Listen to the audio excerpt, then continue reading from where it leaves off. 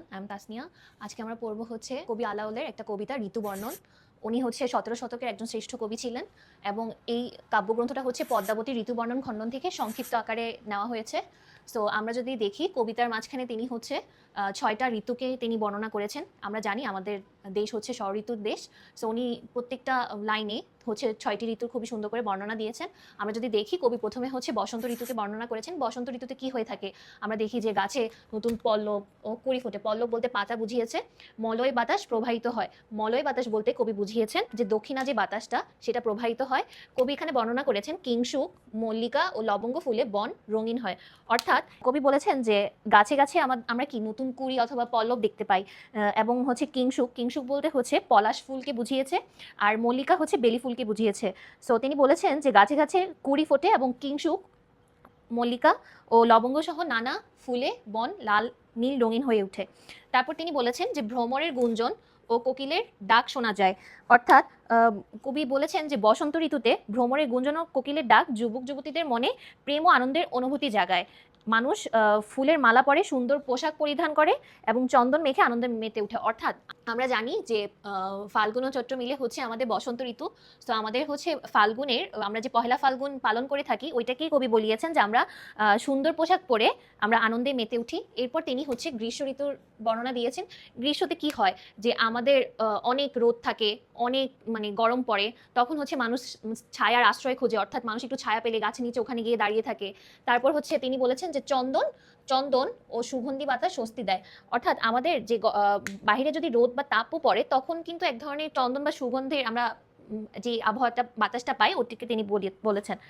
কবি এখানে বলতে চেয়েছেন আশেপাশে মানে গ্রীষ্মকালে আমাদের চারপাশটা অত্যন্ত রোদে সূর্যের তাপে অত্যন্ত প্রখর হয়ে পড়ে। প্রচণ্ড রোদে মানুষ ছায়ার আশ্রয় খোঁজে।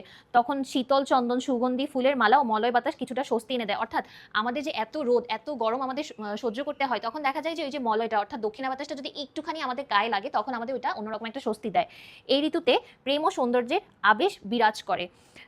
কবি হচ্ছে নেক্সট যে ঋতু নিয়ে বর্ণনা করেছেন ওটা হচ্ছে আমাদের বর্ষা ঋতু। বর্ষা ঋতুতে কি হয়ে থাকে যে ঘন মেঘ গর্জন করে। অর্থাৎ আমরা আকাশে একদম কালো ধূসর মেঘ দেখতে পাই, চারদিকে প্রবল বৃষ্টি থাকে। আমরা জানি যে বর্ষাকাল হচ্ছে একদম বৃষ্টির কাল বলতে পারি আমরা। অনেক বৃষ্টি থাকে আমাদের চারপাশে, বৃষ্টির কারণে পানি উঠে যায়, অনেক সময় বন্যাও হয়ে যায়। তারপর কি বলেছে যে নদী নালা পানিতে পূর্ণ হয়। অর্থাৎ আমাদের যে গ্রীষ্মকালে যে আমাদের সূর্যের তাপে পানিটা বাষ্প হয়ে যাচ্ছে, অন্যদিকে কিন্তু আবার বর্ষার সময় বৃষ্টি হয়ে ওই পুকুরটা আবার কিন্তু পানিতে ফুলফিল হয়ে যাচ্ছে। ওইটাকেই কবি বুঝিয়েছেন। ব্যাঙ ময়ূর ও পোকামাকড়ের শব্দে প্রকৃতি মুখর হয়। অর্থাৎ আমাদের আশেপাশে আমরা যদি বের হই রাত, অনেক সময় গ্রামের রাতের বেলা যখন বর্ষাকালে অনেক মানুষ বের হয় তখন তাদের কাছে শোনা যায় যে কোলা ব্যাঙ ডাকছে, অনেক জোরে জোরে সাউন্ড করে তারা ডাকছে। ওইটাকে কবি বলেছেন যে ব্যাঙ ময়ূর ও পোকামাকড়ের শব্দে প্রকৃতি মুখরিত হয়। আমরা কবিতার প্রথম পার্টে দেখেছিলাম যে কবি হচ্ছে প্রথম 3টা ঋতু নিয়ে বর্ণনা করেছেন। অর্থাৎ বসন্ত ঋতু, গ্রীষ্ম ঋতু এবং হচ্ছে বর্ষা ঋতু নিয়ে কবি বর্ণনা করেছেন। এখন আমরা বাকি 3টা ঋতুকে নিয়ে দেখব। কবি শরৎ ঋতু নিয়ে বলেছেন যে বর্ষার পরেই হচ্ছে শরৎ ঋতুর আগমন ঘটে। অর্থাৎ এই সময়ে আর বর্ষার মতো হচ্ছে আমাদের আকাশ কালো মেঘে থাকে না, তখন হচ্ছে আকাশটা নির্মল ও পরিষ্কার হয়। অর্থাৎ তখন আকাশ মেঘে একদম কালো মেঘে ঢাকা থাকে না, তখন আকাশটাকে আমরা একদম পানির মতো স্বচ্ছ দেখতে পাই। ফুল ফুটে প্রকৃতি সুন্দর হয়। অর্থাৎ হচ্ছে কবি বলেছেন যে প্রকৃতিতে ফুল নতুন ফুলে প্রকৃতিতে সুন্দর হয়ে ওঠে। তারপর হচ্ছে খঞ্জন আনন্দ সৃষ্টি করে। খঞ্জন হচ্ছে এক প্রকার চঞ্চল পাখি বলতে পারি আমরা। খঞ্জন যখন চলাফেরা করে তখন ওটা মানুষের মনে আনন্দের সৃষ্টি করে এবং এই সময় প্রেমিক প্রেমিকার মনে সুখ জাগে। অর্থাৎ কবি বলেছেন যে এই সময়টাতে যখন শরৎ ঋতুর শেষের দিকে প্রেমিক প্রেমিকার মনে নতুন সুখ জাগে। তারপর কবি হচ্ছে হেমন্ত ঋতু নিয়ে বর্ণনা করেছেন। আমরা জানি যে শীত একদম শরতের শেষের দিকে যদি আমরা চিন্তা করি, অর্থাৎ হচ্ছে নভেম্বরের দিকে আমরা যদি একটু খেয়াল করি তখন হচ্ছে ঠান্ডা পড়তে থাকে। অর্থাৎ হচ্ছে রাতের দিকে হচ্ছে একটু একটু ঠান্ডা বাতাস থাকে। তখন তাই তিনি বলেছেন যে হেমন্ত ঋতুতে শীতের আগমন শুরু হয়। আবহাওয়া তুলনামূলক আমরা একটু ঠান্ডা অনুভব করি এবং এই সময় মানুষ পান খেতে পছন্দ করে। অর্থাৎ কবি বলেছে যে হেমন্ত ঋতুতে কি হয়, একদম আমাদের ওয়েদারটা একটু ঠান্ডা থাকে, তারপর হচ্ছে মানুষ পান খেতে পছন্দ করে। এরপর যদি আমরা খেয়াল করি তারপর তিনি বলেছেন আমাদের শীত ঋতু নিয়ে। শীত ঋতুতে কি হয়, আমাদের হচ্ছে রাতটা দীর্ঘ হয়। আমরা জানি যে গরমে গ্রীষ্ম ঋতুতে আমাদের হচ্ছে রাতটা ছোট হয়ে থাকে, বাট গ্রীষ্মকালে হচ্ছে রাতটা দীর্ঘ হয়ে থাকে। মানুষ হচ্ছে গরম কাপড় পরে। ঢাকায় তুলনামূলক হচ্ছে ঠান্ডা একটু এখন কমই পড়ে বলা যায়, ঢাকার বাইরে অনেক বেশি ঠান্ডা পড়ে। তাই তিনি বলেছেন যে মানুষ এই সময় গরম কাপড় পরে, কর্পূর ও কস্তুরীর সৌরভ ছড়িয়ে পড়ে।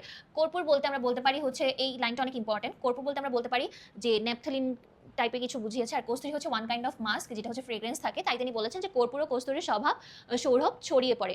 তারপর তিনি বলেছেন যে রজনীতে সুখী দম্পতির ঘনিষ্ঠতা বাড়ে। অর্থাৎ কবি এখানে বুঝাতে চেয়েছেন যে শীতকালে আমরা একটু যখন আমরা লেপে নিচে থাকি তখন আমরা একজন একজনের সাথে একটু লেগে থাকতে পছন্দ করি।